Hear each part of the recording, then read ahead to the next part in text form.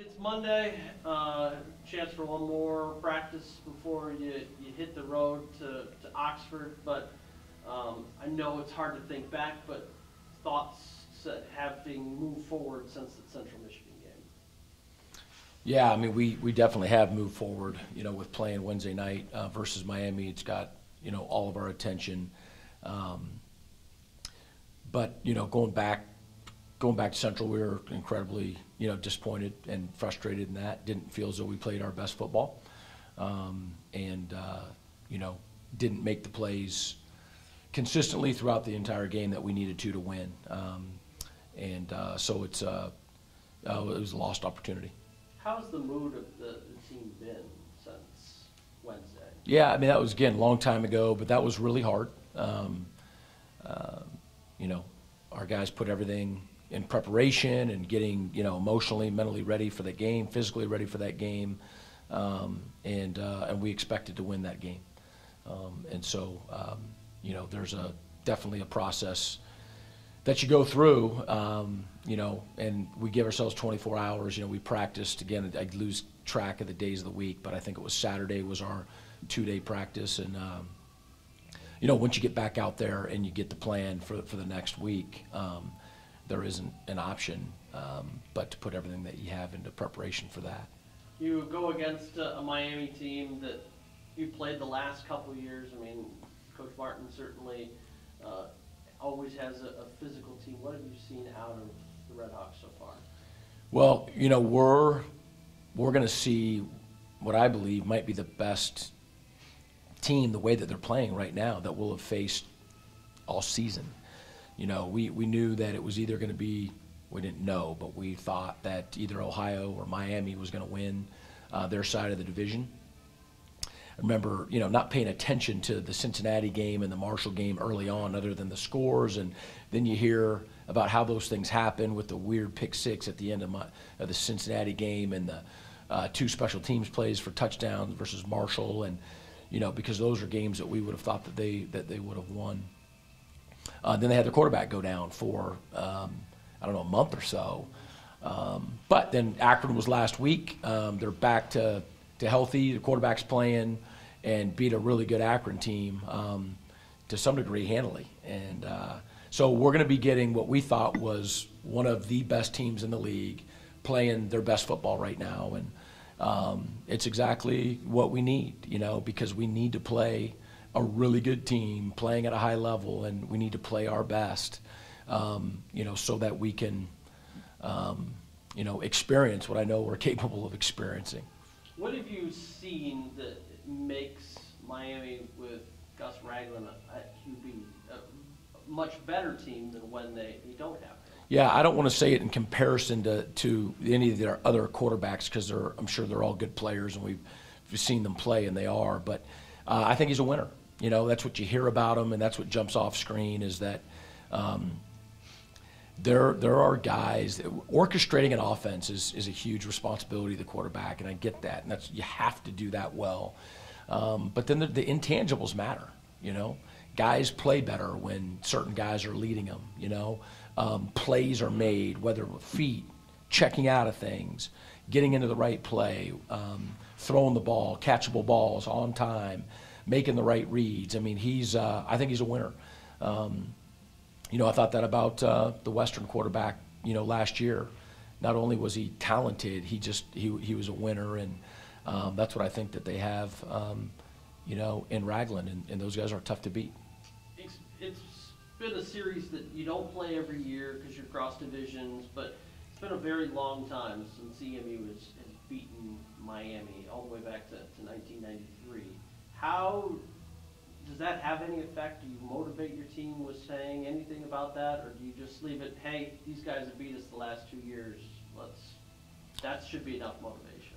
Yeah, no, we haven't even talked about that. We're just, our approach is, we watch the film and prepare and have respect for them like we do for every team, and it's more so of just trying to get ourselves right.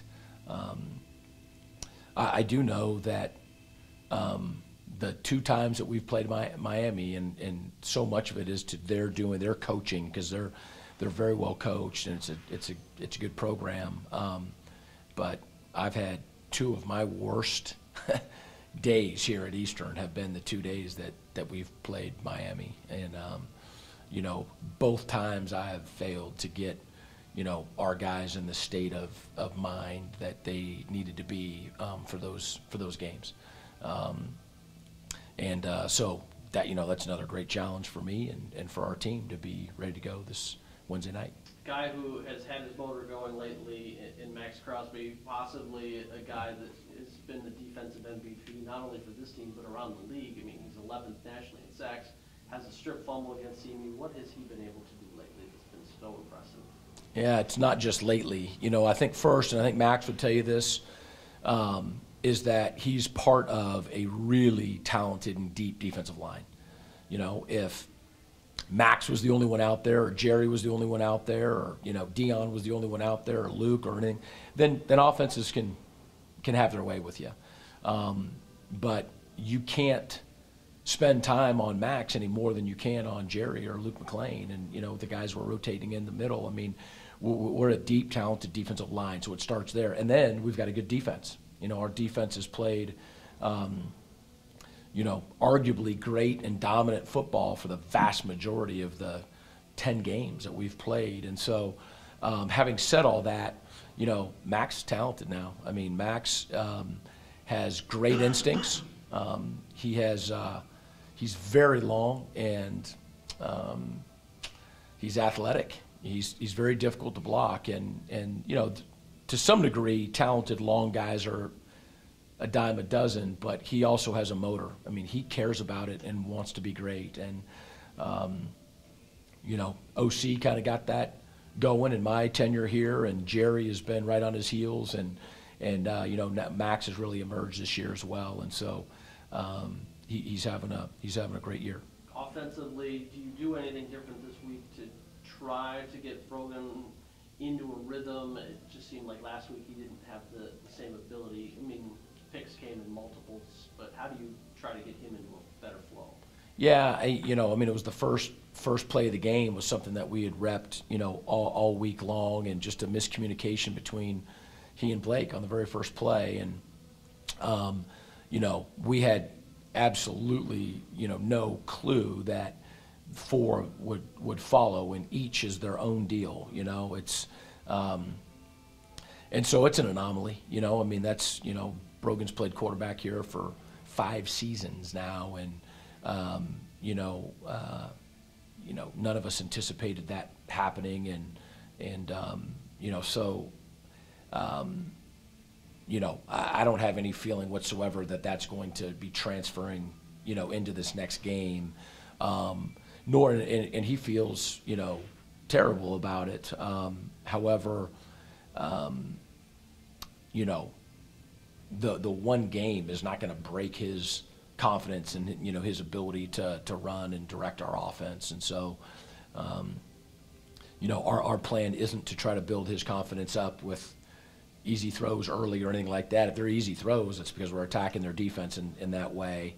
But we expect for him to be who he's been all year. Last question before we get out of here. News came out late last week about Nethery getting named to the Royals list, one of 56 people for the assistant coach of the year. I know you and he have a special relationship, but what has he been able to do here in just his 2 short years at EMU? It's been phenomenal any way you look at it, and I think people want to look at statistics, and if you do that, we've gone from the bottom to the top, and consistently, and continue to get better.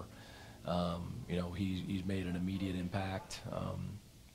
Last year was a huge jump, and then really has made even another colossal jump with our defense here in this second year. And